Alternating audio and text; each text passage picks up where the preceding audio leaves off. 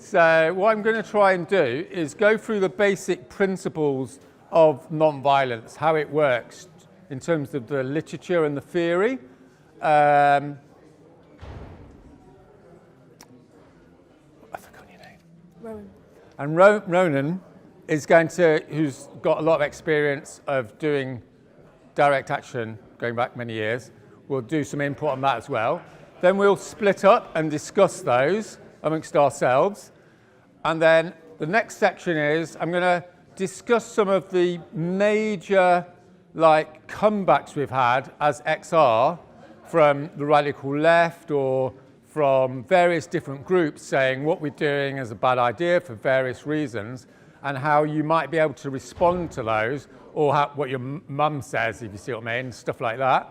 And there's a number of, so that's like the argument around it, because there's quite a number of really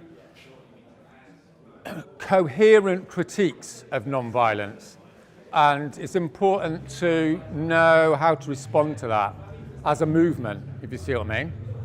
And then the third section will be the design elements. So that's basically, you go back to Bournemouth or something, and you've got your 30 people, and only 4 of them have ever done civil disobedience before, and how are you going to design doing something in Bournemouth, with these people that are really enthusiastic but a little bit scared and don't really know how it works and don't want to upset people but sort of want to upset people as well. Do you see what I mean? And or how we build up to April the 15th. And I'm hoping, I should say, before I forget, that I'm hoping that maybe some of you may be interested in the action and logistics side of this national mobilisation, in which case you could come and see me later, because as I said this morning, I don't know if you heard this, is the action and logistics national teams, and many of the national teams are very London, south of England centric, as it were, which is no bad, that's all cool, but we need, it'd be good to include people from the local groups or from a broader array of areas who do have experience or interest in helping to fill in the colours, as it were, of this escalation into April. So if you're interested in that, you can come see me later. I should say, just to not upset your egos too much, it doesn't guarantee you get in because it's a little bit of a fuzzy thing, but but I'm not quite sure how that process works, to be honest with you, but we'll see how that goes.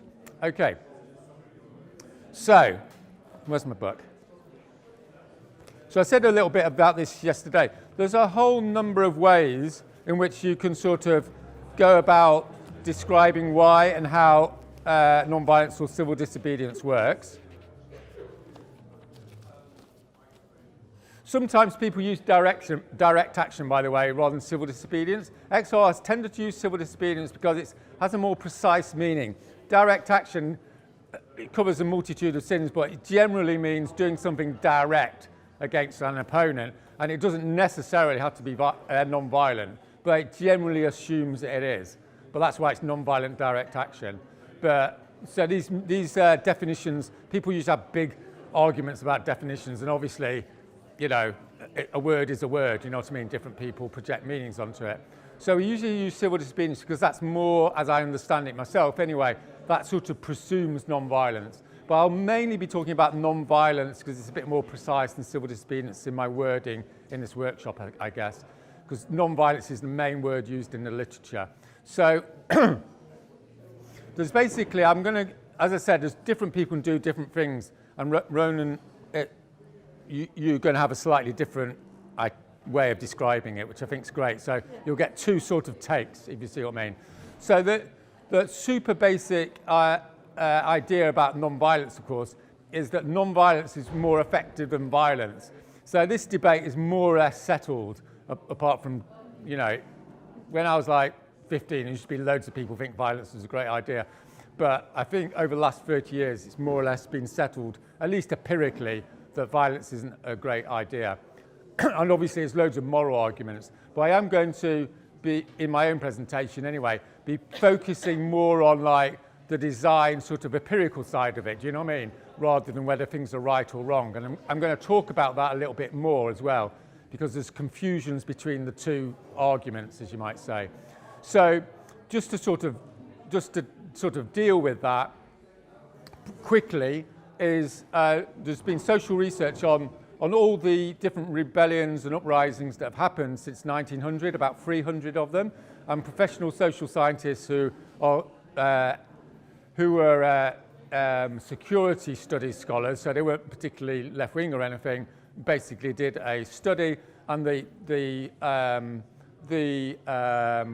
takeaway, if you don't want to read the book, I'm going to give you the 2 books to read, by the way, later. But the takeaway, if you don't want to read the book, is over the last 100 years of all these rebellions and, uprisings and all the rest of it, 54%, the ones that were non-violent, 54% of them were successful, and if they were violent, 25% of them were successful. Okay?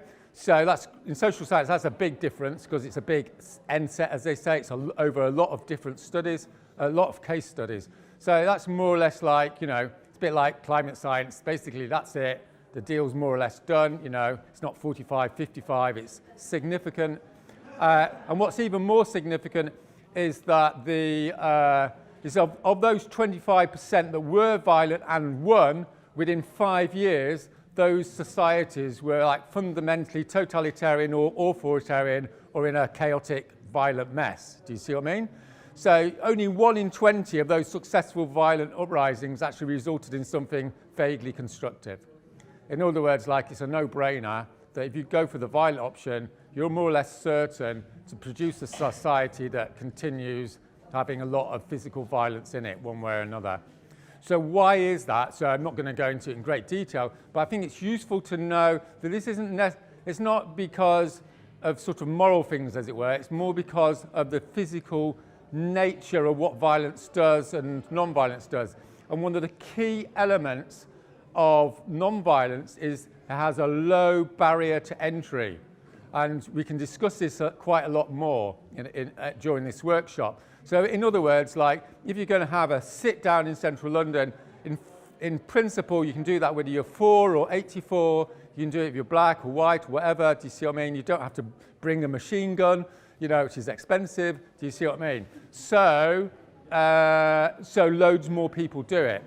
While if you're a violent movement, obviously, you need all this kit and you have to keep it secret so people don't know about it. While if it's open civil disobedience, people get to know about it. And then there's this sort of rather hilarious fundamental point is violence hurts and lots of people don't like getting hurt. So it's a bit of a lot less people will actually engage in violence for the obvious reason that getting shot is not most people's cup of tea, if you see what I mean. So that's that debate. Okay, so I'm not going to primarily focus on that because I assume we're sort of more or less sorted on it. But one of the things which was more interesting, in my opinion, from that study was why non-violence does work. And again, the big takeaway is that it works because lots of people do it. Okay, so the human brain is not very good at separating small numbers from big numbers, if you see what I mean. So you say, people went out and did X, and more people went out and did X. You think about X, you don't think about the numbers. But it turns out that it's the numbers that basically produce the result. And the reason why non-violence is successful is it enables mass participation civil disobedience. So that's why, from a design point of view, we're not going to have loads of, guys in the middle of the night with hoods on running around blocking motorways, right? Because it's not going to be everyone's cup of tea. We're going to go into central London with 10,000, 20,000 people. And it's that number which is so important. And that's the biggest challenge for this movement, is to bring people onto the street to do low-level civil disobedience. Okay. So I'm going to go quickly, reasonably quickly. When do we need to finish, by the way? It's 5 to 1. Are we going till 2 or something? 1:30, I think. Or 25 to 2, I think was on the... That's a bit rubbish, isn't it? We're running half an hour later. No, for half an hour later, I think 2 o'clock. 12:35. Okay, so no one knows. Let's just... As long as it takes. Yeah, I think we're going for an hour at least. This is important. Okay. Yeah, if it's any less than an hour, it's just going to be rubbish. Because we have a break. And All right. Yeah, okay.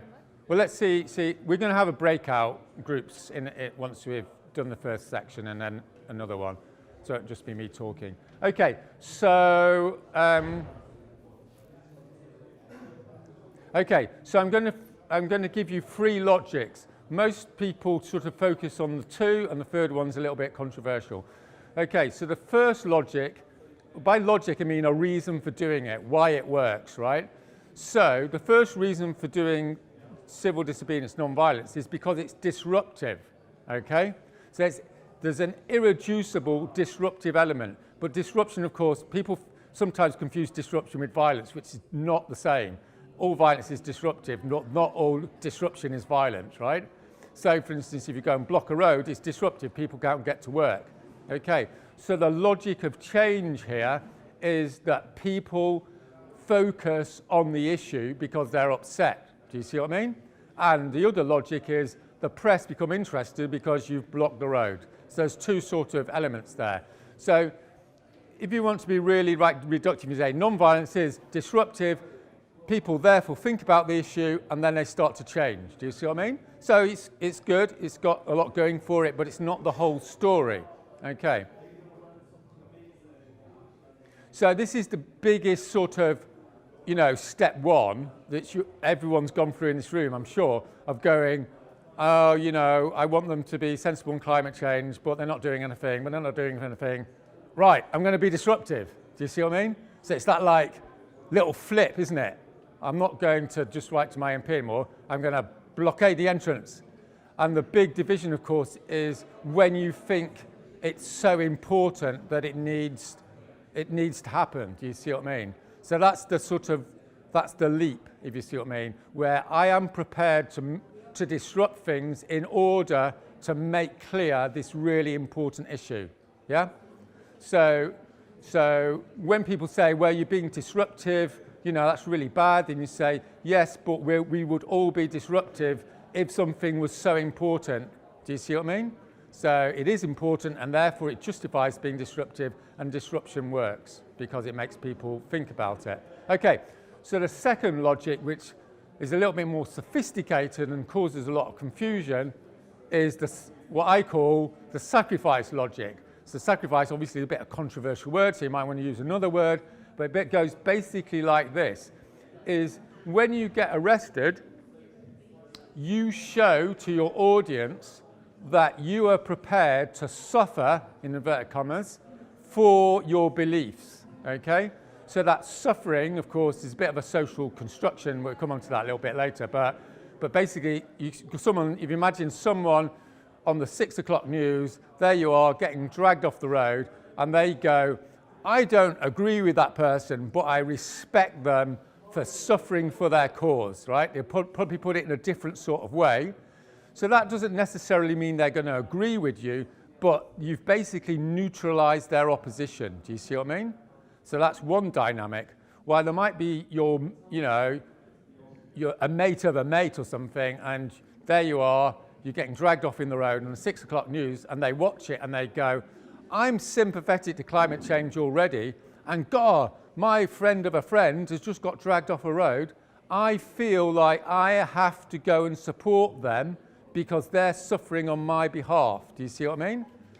So the second dynamic in the literature is more powerful, arguably, than the first. There's more controversy. But there's irrefutable evidence that this is the most significant dynamic in non-violent uprisings, is if members of your cultural group see you as a member of your cultural group suffering, then they feel compelled to go and help, right?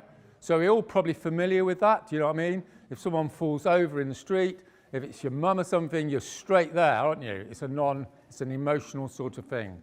So how that gets elaborated, of course, and is in this thing called the backfiring effect, which is why the elites are so terrified of non-violence often, is because they're in this dilemma, okay? And the dilemma is, if they let the non-violence continue, then obviously they're losing their power and their face, and you're disrupting the economy, so that's a really big loss. Or they can opt to arrest you, stroke repress you, stroke use violence, right? Now, a lot of people that are opposed to non-violence will use this argument that, yeah, that's great, but you might get arrested, which is really bad, right? You've probably heard that argument. So the big thing to have to communicate is, obviously, like, people have to choose whether they want to get arrested, but if they choose to get arrested, then it's not bad that they get arrested. Do you see what I mean? Because the going through suffering, in inverted commas, is the process through which you get more people to come onto the street and join your cause, okay? So that's the key thing that you have to sort of explain. Do you see what I mean? So there's a book, if you want to check it out. It's by this Christian minister called Conquest Through Suffering. So you can say that's like a good old Christian sort of 1960s title. I don't think you can get away with it nowadays. But that's basically what the guy's saying. Do you see what I mean? So in most of the literature, like if you look at this guy called Gene Sharp, you'll see he basically develops these two arguments. And he's the godfather of nonviolence theory, who was around in the 60s. Gene, G-E-N-E, Sharp with an E. He's got a few little books, and if you want to really impress your friends, when I used to work with Martin 30 years ago, yeah, I think one of your mates, he used to bring to peace movement meetings, used to bring the 3 volumes of Gene Sharp, right? And I was so impressed because he obviously knew his stuff, you know what I mean? And it's like one of those books which you show to your friends but you never read. No. Oh, yeah. Anyway, so some of my research and more sort of modern research arguably brings in what I rather controversially call the love dynamic, right? Don't really like the word love, but I sort of put it in my PhD because I'm not really that sort of person. But anyway, so this basically means that it's not all material, okay? So a lot of Gene Sharp tradition nonviolence is, you know, you block the road, you get hit on the head by the police, you know, the church decides to support you, and then the government starts to collapse. Do you see what I mean? So it's very mechanical, behavioralistic, and, you know, it's got a lot going for it. But what I found in the many times that I've been arrested over the last 4 years is that the dynamics are a lot more like psychological than that. Do you see what I mean? So for instance, like in King's College, like we spray chalked the central hall and caused £10,000 worth of damage. So as you would expect, within 5 minutes, the vice principal was down there telling us we were shutting down the conversation, even though he'd never had a conversation with me before. And he said, like, you know, this is terrible stuff. But we were super respectful towards him. We didn't guilt trip him. We didn't do some big ideological rant. And within a week, we were having coffee with him. And within 4 weeks, we'd changed their whole strategy, their whole policy on fossil fuels, right? So this is a big elite institution. They'd already done their 10-year plan to make the world a better place, you know, how these people do things. And it was completely changed. So my analysis on that, when I went into that research was, well, we've blocked, you know, we spray chalked the wall, disruption, you know, we're willing to go to prison and arrested, sacrifice, and now, you know, like a little domino effect, the bad guys go, yes. But when I got into the room with the vice principal, it sort of dawned on me, the main reason he was talking to me was because I was a nice guy. Do you see what I mean? So I didn't go into the room saying, you fucker, you know, you better sort things out, otherwise we're going to take down the whole King's College next week. Do you see what I mean? I was going, I'm sure you don't agree with me about this, but this is our situation, and this is what we want. We respect you have a different opinion. If we can talk about this, would be great. Do you see what I mean? And so I basically did like a therapy routine on him, and that wasn't just because I was being manipulative, or rather, I wasn't being manipulative, Freudian slip, but it was because I genuinely liked the guy. Do you see what I mean? Because I understood that he was in a particular culture, in a particular place, as a representative of something that was really bad, but he wasn't a bad person. Do you see what I mean? So this is like a critical mechanism in the non-violent sort of orientation, is to respect the opposition, partially ethically, because who are you to say you're better than them? You know, everyone in this room is part of this oppressive system, but also tactically because all the literature shows if you're nice to people, they agree with you more. Yeah.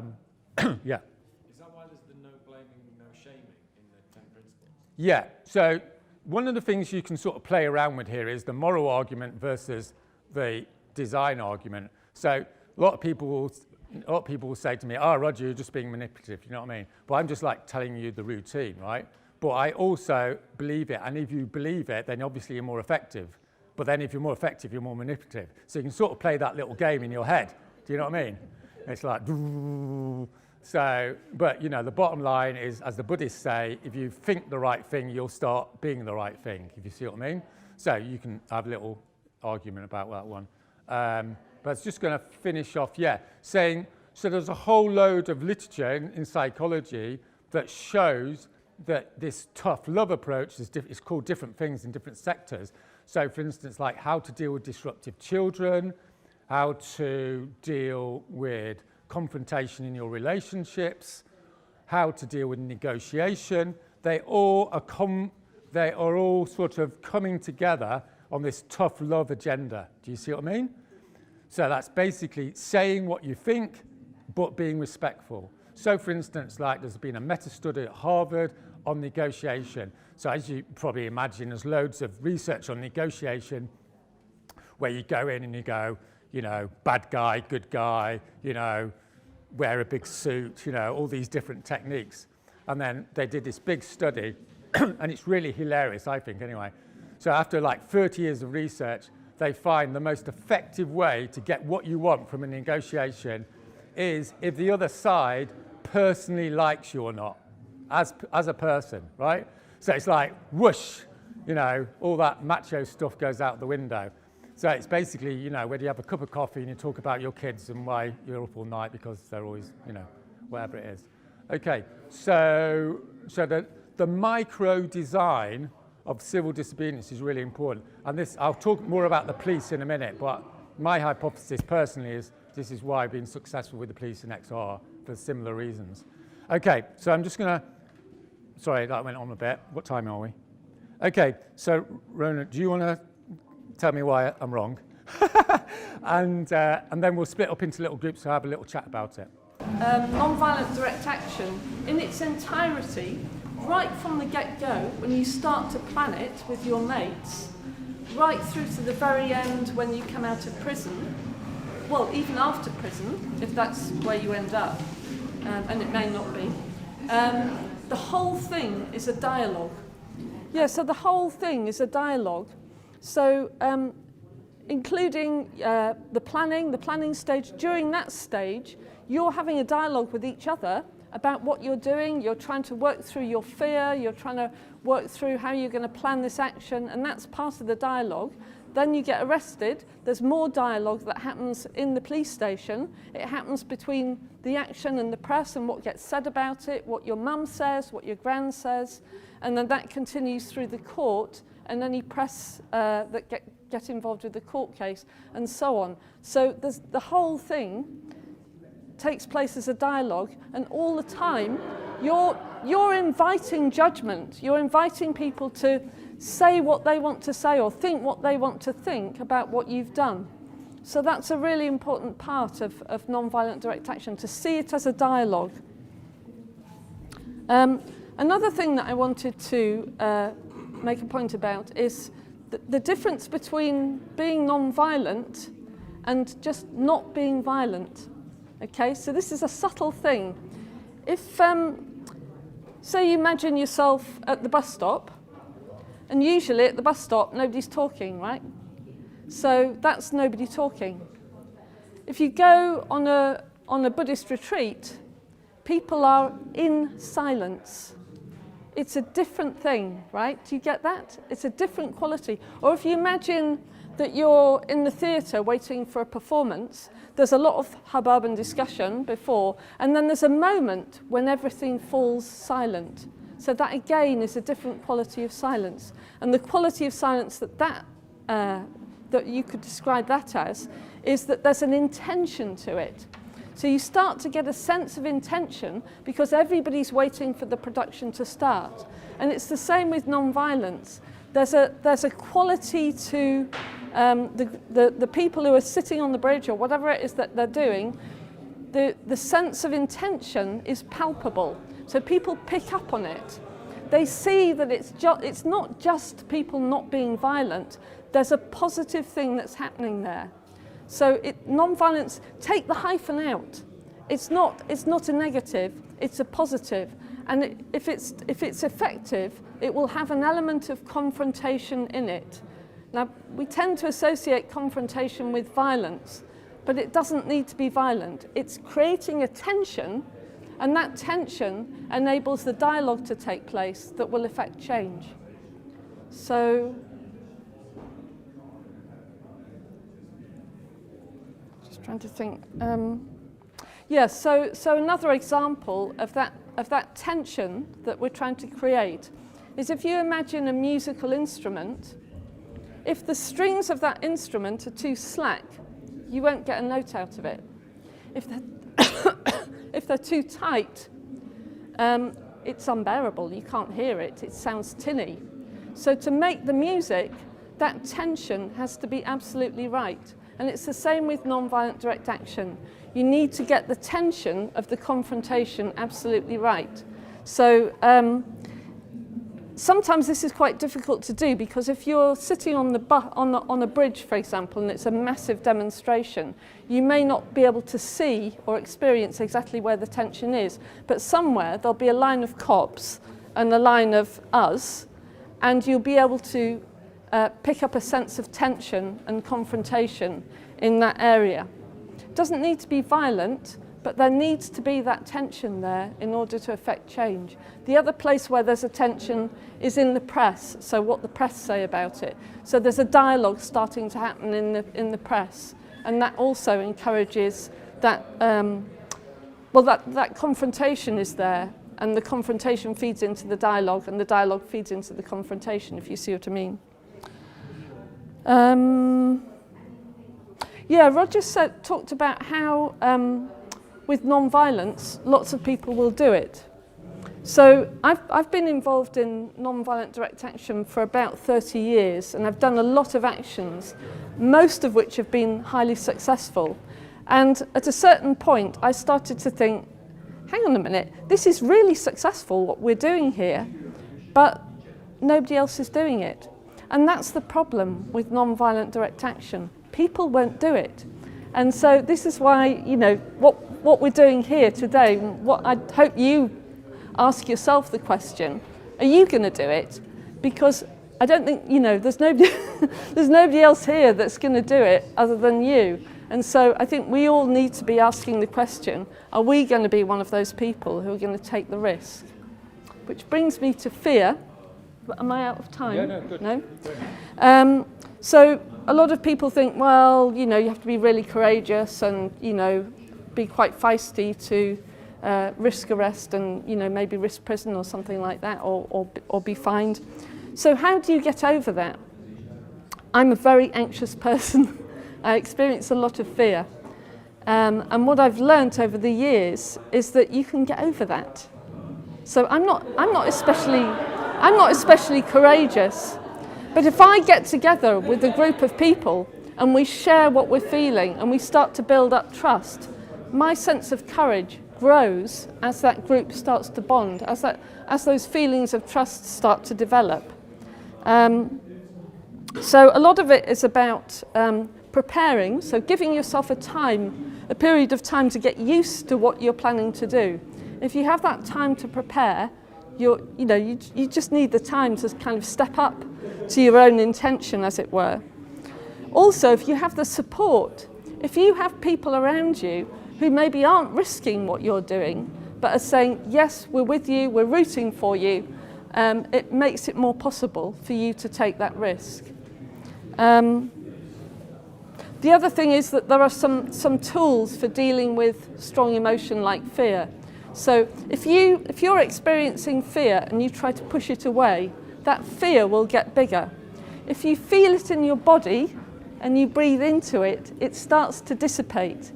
that's something that you have to practice. If you just do it in the heat of the situation, it probably won't work. But what you can do as a group is practice breathing into the fear, feeling it in the body, and noticing how it starts to get smaller. And the more you do it, the more effective it becomes. The fourth thing about fear is that you can feel the fear and just do it anyway.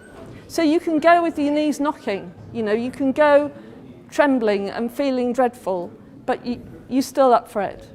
And actually, when you get out to the other side, it's tremendously empowering. And you can feed off your own sense of inspiration about what you're doing. So my experiences of being all but probably the first 2 experiences of being arrested were a bit scary. But after that, I would feel a tremendous sense of the rightness of what I'd done, and I could feed on that, and I'd sit in a police cell and think, yes, I'm really glad I'm here. I don't care if it's for 10 hours or however long it is. I can feed off my own good intentions and the rightness of my action, and that will sustain me to do it again. So you start to see that actually it's not that bad. So, yeah. Will that do? Yeah, is that enough? Thanks so yeah, much. Good. Okay. Yeah, just to follow on that, I mean, just to give a little personal thing as well, is that I did loads of getting arrested in my early 20s and then had a break for 20 years. And then I've been arrested like 10 times in the last year. And the first 2 or 3 times, I'm actually a really nice sort of person. I hate upsetting people. And the first time I did it, I was shaking and hated every minute of it. And now I just go, I'm just thinking about what book I'm going to read in the cell and what a nice rest it's going to be. And what I've got to do tomorrow morning.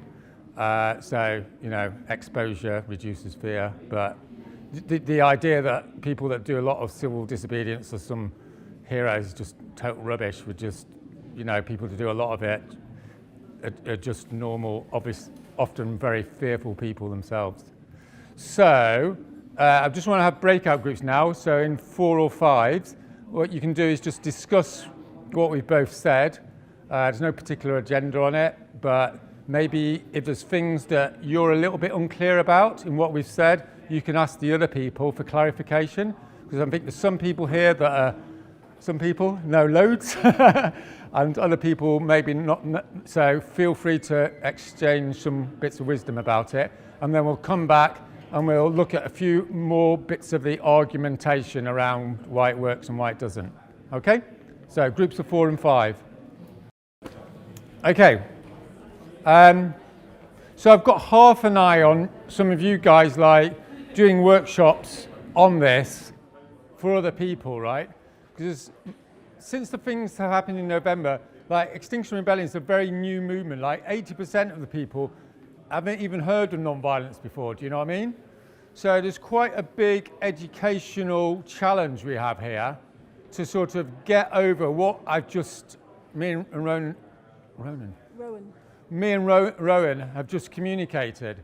So what I'd suggest is, the main thing about doing workshops is just to do them, right? It doesn't have to be perfect. So I would suggest if you're in groups or you want to do something in your locality, you have a workshop on civil disobedience. And what you do is you just go through those 3 elements. Do you see what I mean? And that's sufficient to get most people on board with the basics, right?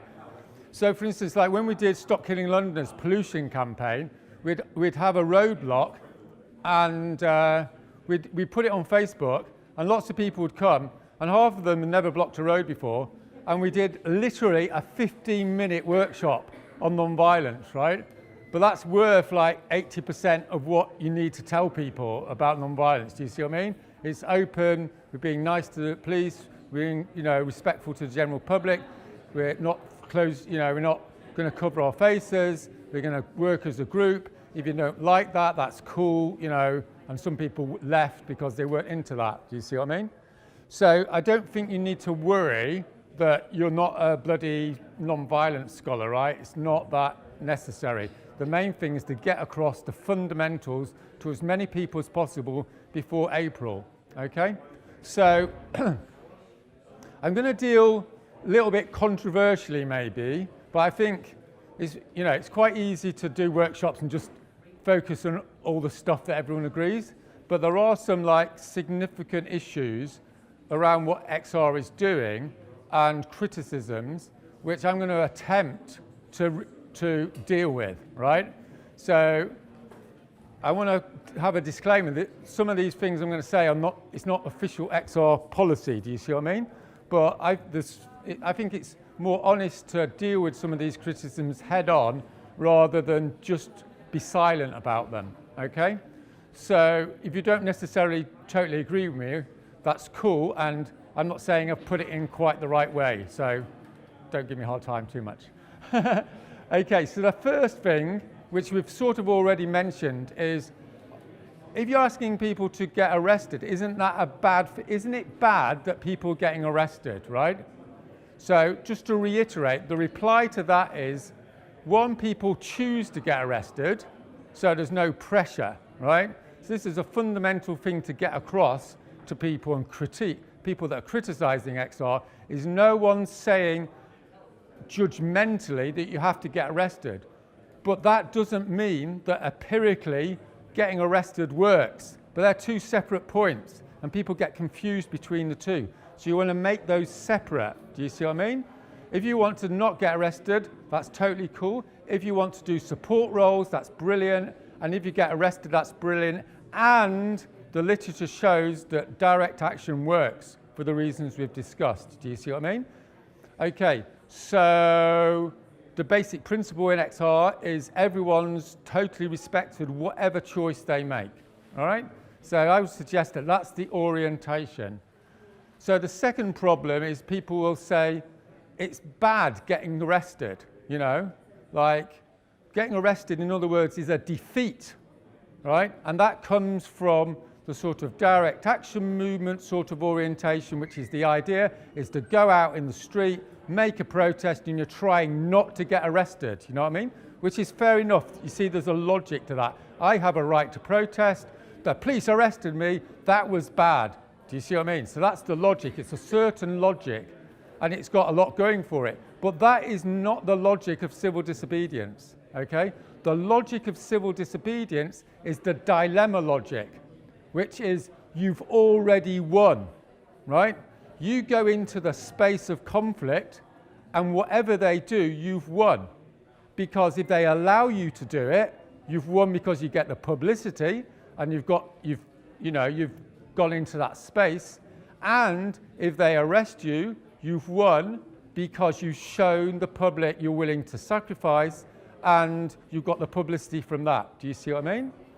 So it's a different logic. It's not like saying one's right or wrong. It's just like explaining what you're trying to do. Do you see what I mean?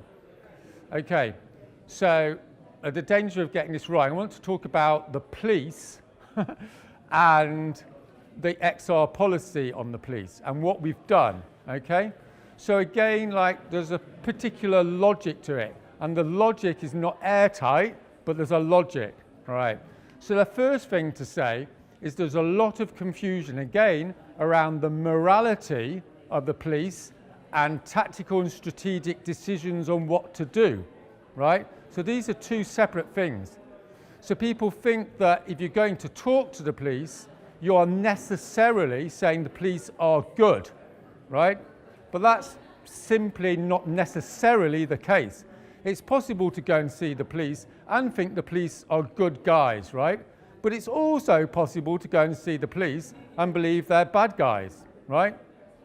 Okay, so the first step is to separate the morality issue from the tactical issue. So the morality issue is the police are structurally racist, they've been involved in unjust actions against minority groups, some of which have been horrendous, and that continues to happen, right? That's a given.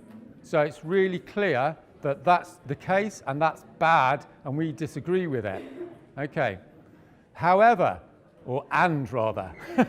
and at the same time, many civil disobedience groups maintain nonviolent discipline and get involved with talking to the police for tactical reasons, which I'll come into in a minute. Often, and very often, when the police are far, far worse in their unjust actions than in this country. In other words, where you're going to get caught, you're going to get tortured and killed. Okay, so why do those movements engage with the security forces? Let's give it a wide definition. There are three main reasons, as I see it, for talking with the police, okay, which obviously covers a multitude of sins. Number one is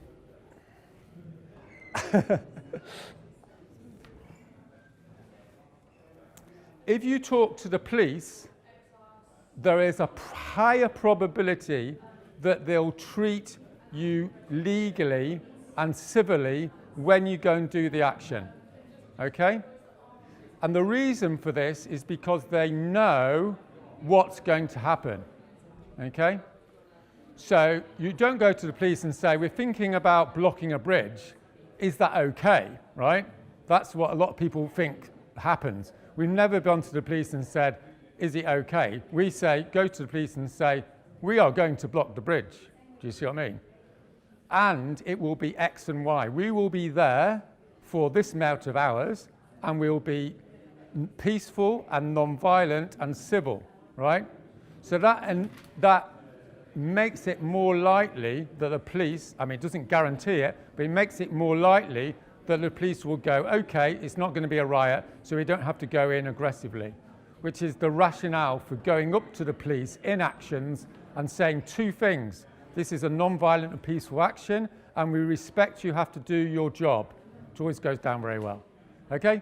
Respecting people have to do the job doesn't necessarily mean you agree with it. You're just respecting that they have to do it, if you see what I mean.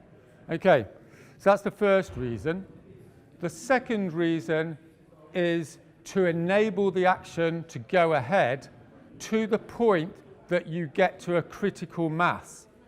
Okay, so with the BBC action, I talked to this guy, Wayne, who's the police liaison officer, and I said, we're going to go to the BBC, and this is what's going to happen. We're going to do X, Y, and Z, but we're not going to do A, B, and C, right?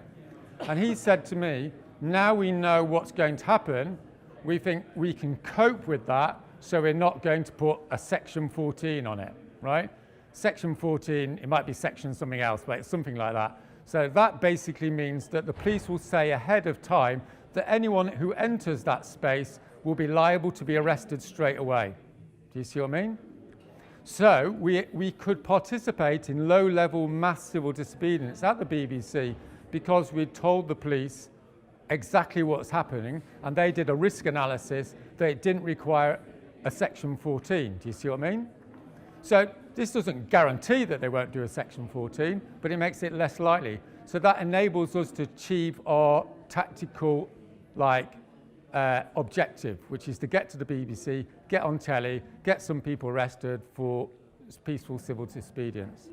Okay, so I'll say a little bit more about the critical mass thing in a minute. And the third reason, which sounds a little like dramatic, because we're all in this sort of gradualist sort of tradition in Britain, but if you look at the literature sort of globally on why people are nice, in inverted commas, to the security forces, it's because the critical moment in creating political change in most societies over the last 100 years is when a critical mass of the security forces either defect or become demoralized and don't carry out their orders. Okay, so what that means is the state is only the state to the extent that it can monopolize violence and operationalize violence. Do you see what I mean? So the moment at which the security forces decide to do that to varying degrees, the state and the elite that dominates the state will lose its power. Okay? So once you look at the literature, you usually find you have this big build-up, and the people will go directly to the soldiers or directly to the police with the explicit tactical aim to demoralize and persuade.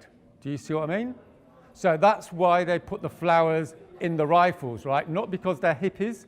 We're having this chat, weren't we? Not because they're hippies, or they might be hippies, but because they've made an accurate assessment that tactically that will maximise the chances of not getting shot. Do you see what I mean? Because they don't want the repression to happen, apart from, yeah? So in this particular context, obviously, like we might make an assessment that Metropolitan Police are not on the verge of defection, but never say never. But it is quite likely that they will become demoralised, okay, stroke neutralised.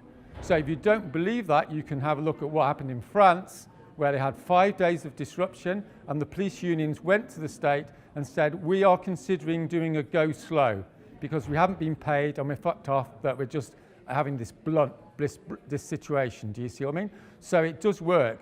And if you look at the literature, it's between 5 and 10 days. Okay? Something like that.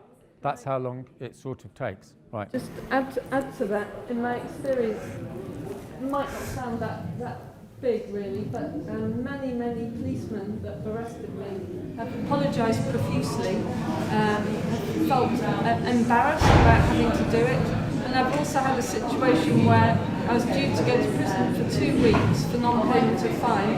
I wrote to the court to say why I was taking this principal position of not paying, and the judge gave me half an hour at the back of the court, and that was my 2 weeks in prison. So you also get situations where files disappear, so you've been arrested, you've been charged, and suddenly there's no record of you ever having been arrested. So that used to happen back in the police days. Police movement days. I haven't heard of it happening lately, but it could happen again. So. Okay, so I just said a more controversial thing, which is about white people doing civil disobedience and how that relates to oppressed groups or minority groups or people of colour. Okay, so probably destroy my reputation here. But I want to just like map out 2 logics which can be put forward. And my proposition is both of them are sort of true, but not absolutely true. So the first logic is Extinction Rebellion is excluding people of colour and oppressed groups because it's asking people to be arrested. And if you're arrested as a black person or a person of colour, you're more likely to end up being discriminated against or be subject to special treatment by the police, right? Okay? So you've probably heard that criticism.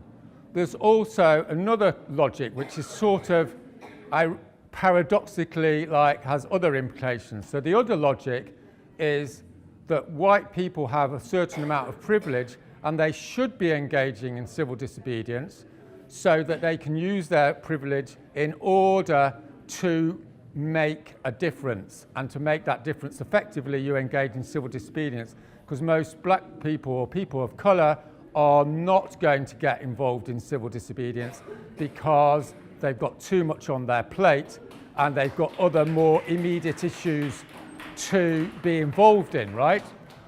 So, for instance, I've got a guy that I had an hour and a half conversation with who's a London black guy who's worked in Brixton for 30 years, and he said the second logic, okay, which is Extinction Rebellion should be going ahead because the white people should be doing this and black people aren't primarily going to get involved, right? So the problem here is not with the logics, in my humble opinion, it's with the extremity of pushing the logic, if you see what I mean. So both logics are true, but they're not absolutely true. Do you see what I mean? And one of the problems here is assigning characteristics to a group of people that necessarily means all the people in that group are like that, okay? So a way that you might want to have a nuanced response to this is, yes, a lot of people in XR are white and they're going to use their privilege, as it were, in order to challenge the state. And that's certainly the opinion of a lot of people in the global south. I worked with civil rights movements in India when I was younger, and that was their attitude. They didn't want white people going to the global south. They wanted white people to stay in the global north and to bring down the governments who were responsible for their oppression. Do you see what I mean? So that means that we should be in this country and we should be doing what XR is doing. Okay, so that's one orientation. Another orientation is to go into the spaces where oppressed people are or people of colour and present the possibility that they may wish to get involved in civil disobedience on the climate issue, right? And then allowing a sense of humility to decide which individuals or any of those individuals may wish to undertake that action, because it's obviously an individual decision at the end of the day. So it might mean that more people of colour do get involved, but not lots of them, because they've got other things to think about, like knife crime, for instance. Do you see what I mean? So how I would respond to that, and obviously you can choose how to do it, and I don't know whether XR is going to have official policy on it, but it's good to map out those two logics because they contradict each other, if you see what I mean. So to a certain extent, we need to decide which one's right, or rather have some nuance on it. The final point on this is that the strategy that we are pursuing here has mainly been perfected by people of colour in the global south. We are following what is called the civil resistance model. So if you look at Philippines in 1984, or Burma, or some South American examples, this is basically the model. People go to the capital city and they sit down until the government falls, okay? So that we are primarily learning from the movements of people of colour in the global south, and of course Martin Luther King and Gandhi. Okay, so that's one sort of argument that is prevalent, and obviously decide how you want to take that one. I'm just going to reasonably quickly just mention one or two more sort of problems, as you might say. So there's the problem between material actions and symbolic actions. So traditionally in the direct action movement in the UK, as I've already said, there's a debate or a tendency to overemphasize the material, okay? So we're going up to the fracking site, we're going to block the entrance, the lorries can't get in, and therefore they'll have extra costs and they won't be able to continue, right? So that's a certain logic, but it needs to be modified in response to the other logic, which is it's about hearts and minds, if you see what I mean. So the symbolic argument is you do something that is dramatic and it prefigures the future, let's say, or it's more emotional and it gets people to talk, yeah? So it's not like one's right or wrong, right? But arguably in the past there's been a tendency to overemphasize the material, which tends to go more into a more extreme sort of macho logic. Do you know what I mean? The bad guys need to be taken down, we're going to blockade the base, right? But what we need is more nuance and saying, yes, that's fine, and we need to create this sort of sacrifice element as well. So I'm sure some people will criticize us for blocking the centre of London because they'll say we need to go to the oil depots and block those, right? So it's not like that's a bad idea necessarily, but on balance, what we're going for is changing the hearts and minds of people in the country, okay? But, you know, it's like that.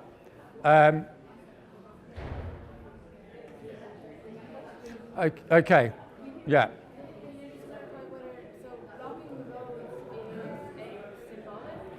Yeah, there's a little bit of confusion because what's happening in London is a bit of a hybrid, right? So the name of the game is often to have hybridity in these things, right?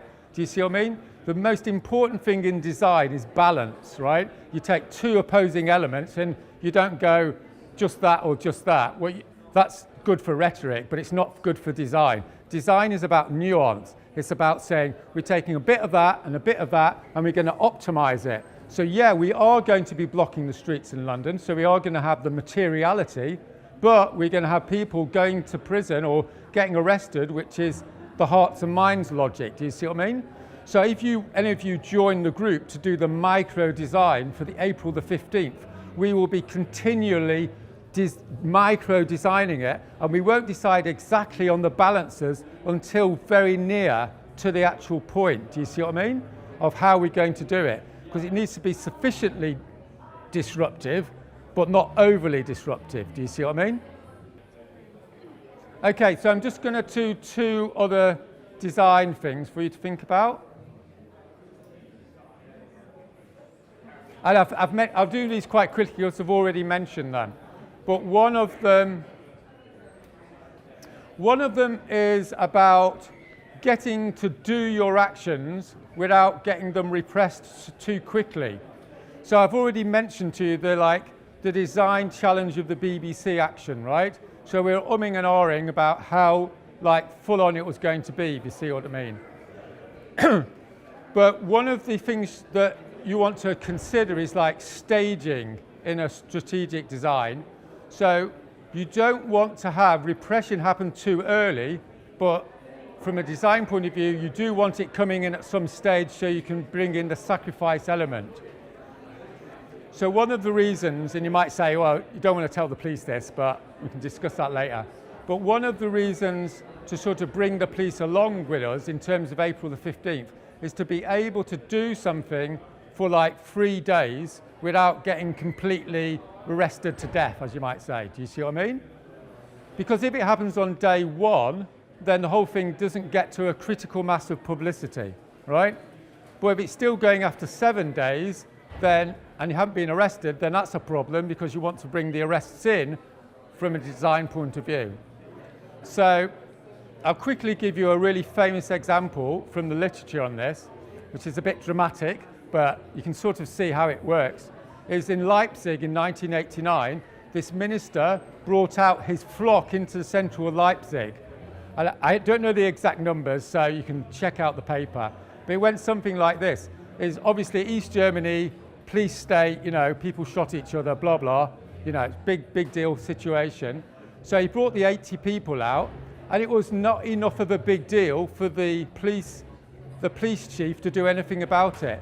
In other words, it was underneath that point of criticality, right? So the police chief didn't do anything about it because he just couldn't be bothered. And after all, they're Christians and they don't do anything, right? So he was drawn into it. So the following week, there was 2,000 people, right? Because those 80 people have encouraged the next 2,000 people to come out. Do you see what I mean? So they were obviously very brave. And he was going, oh no, we've got a problem here. But because it's a hierarchical system, he had to check with Berlin what to do about it. Do you see what I mean? So he got on the phone, sent a message to Berlin, to the top of the hierarchy, and because they had to check with people who had to check with people that had to check with the dictator or whatever, he didn't get a reply back by the following week. And the following week was something like 5,000 people, right? Then he got the message back that he should go out and shoot people, okay? Because they have to get it in the bud. So the following week he went out with his soldiers to shoot the people in Leipzig, but it was 20,000 people. And he couldn't bring himself to shoot that many people because he was too scared. Do you see what I mean? Do you see what I mean?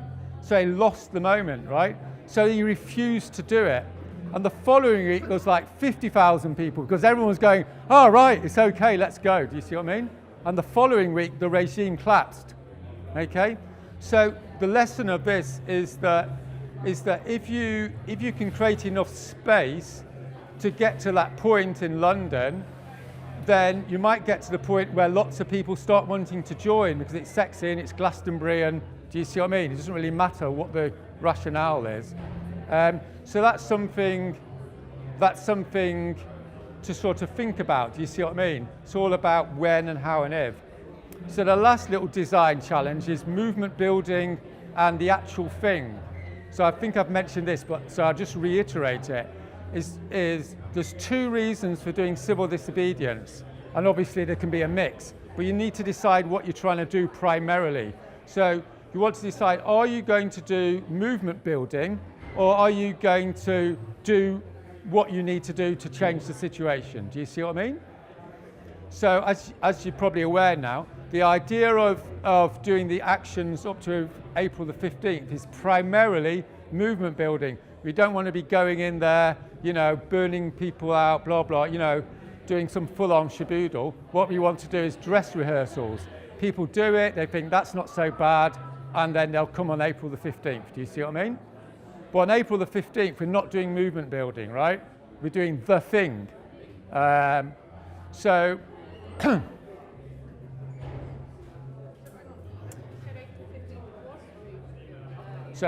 April the 15th is the real thing. Okay. All right. So have another 5-minute chat between yourselves and maybe speak about in your local groups or from the movement building point of view, some thoughts about how to design that given the principles I've told you. And I'll just do a final rhetorical spiel at the end and then we'll go and get lunch.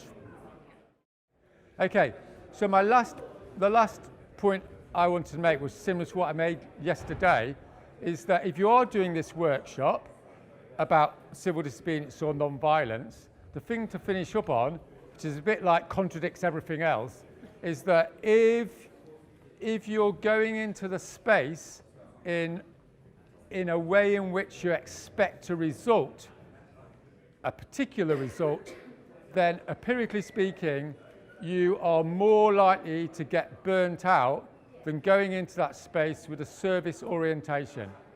Okay? So there's a guy from Oxfam who did similar research to me, and he found that the guys in the global south that are on the front line, getting shot, arrested, all this awful stuff that happens, are not primarily interested in winning, right? They're primarily interested in being the person they believe they are to be, okay? So there's a whole plurality of rationales within that statement. So for instance, a nun may be going, down to demonstrate day after day. How did they get the courage to do that? They get the courage to do it because they believe it's the right thing to do because God said so. Do you see what I mean? So, but obviously if that's not your particular orientation, you could have a existentialist orientation like me, which is more like, I only live once and I want to do something interesting and I'm going to go down and do this. Do you see what I mean? So there's a whole range of them. But the point is to say to people is you need to consciously decide that you're doing it not because of the result, but because of some rationale other than the result, if you see what I mean. And that's like a service orientation or a sacrificial orientation. And what the guy from Oxfam said is the people on the front line have this, what me and him would call a virtue ethics orientation, which is I'm doing it because of honor and justice and tradition or whatever you want. While the people in the global north, in the Oxfam office, they tend to be instrumentalist and utilitarian because that's our culture. Don't do it unless it makes sense. Do you see what I mean? So that's quite an interesting sociological result, of course. But what you want to communicate to people is, as I said, is you don't necessarily have to completely convince yourself, but it's good. We did this with Stop Killing Londoners when people are going to go to prison. We got people to write down why they are going to go on April the 15th. Do you see what I mean? And say to people, why are you going other than you're wanting to win? Do you see what I mean? And then people can practice that meditative state. Do you see what I mean? Over and over again. This is what Gandhi called self-purification, which is you're not doing it because it's an ego thing, right?